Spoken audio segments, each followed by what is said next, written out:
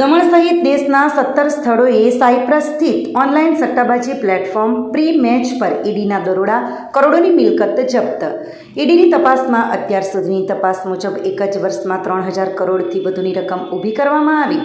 Software અને fintech કંપનીઓના નામે ખોલાયેલા અનેક કરંટ એકાઉન્ટ્સનો ઉપયોગ વેન્ડર પેમેન્ટ કે બિઝનેસ ટ્રાન્ઝેક્શનની આડમાં થતો હતો.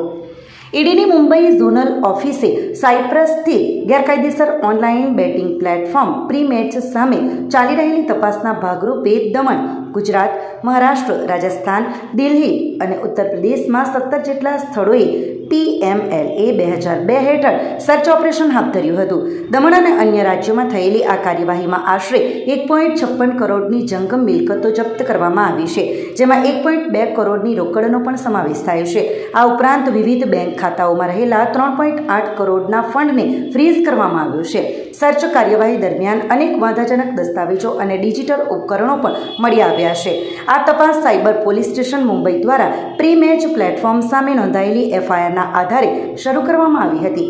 આ પ્લેટફોર્મ દ્વારા રોકાણકારોને ઊંચા વળતરની લાલચ આપીને છેતરવામાં આવ્યા અને અત્યાર સુધીની તપાસ મુજબ એક જ વર્ષમાં 3000 કરોડથી વધુની રકમ ઊભી કરવામાં આવી હતી.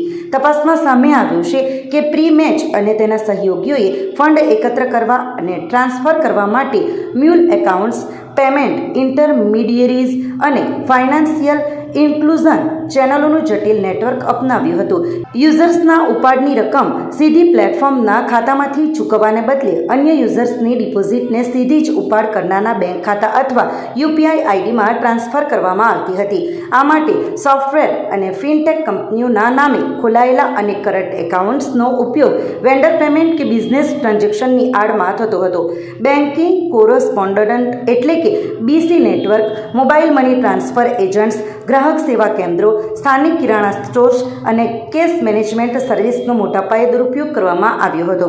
એજન્ટો દ્વારા CMS ચેનલો મારફતે મેળવેલી રોકડને યુઝર્સ દ્વારા કરાયેલી ડિપોઝિટમાંથી મળેલા RTGS ટ્રાન્સફર સામે એડજસ્ટ કરીને હવાલા મારફતે ભારતની બહાર મોકલવામાં આવતી હતી, જેથી ફંડનો સાચો સ્ત્રોત છુપાવી શકાય. વધુ તપાસમાં એ પણ ખુલ્યું છે કે પ્રી મેચ દ્વારા પ્રી મેચ સ્પોર્ટ્સ અને પ્રી મેચ ન્યૂઝના નામે સરોગેટ જાહેરાતો થકી તેના બેટિંગ પ્લેટફોર્મનું આક્રમક પ્રમોશન કરવામાં આવ્યું હતું.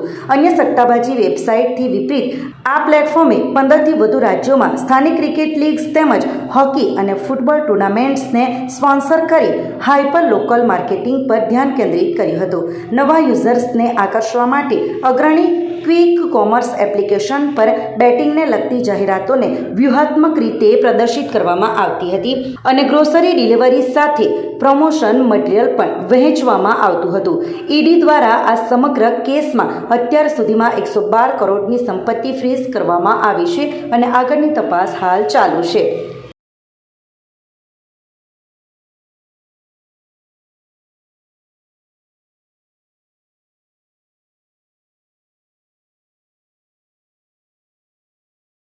આપણી સંકલ્પ ન્યૂઝ ચેનલને સબસ્ક્રાઇબ અને લાઇક કરો, બેલ આઇકન દબાવો જેથી આવનાર ન્યૂઝ અપડેટ્સની નોટિફિકેશન આપના મોબાઈલ પર સૌથી પહેલા પહોંચે.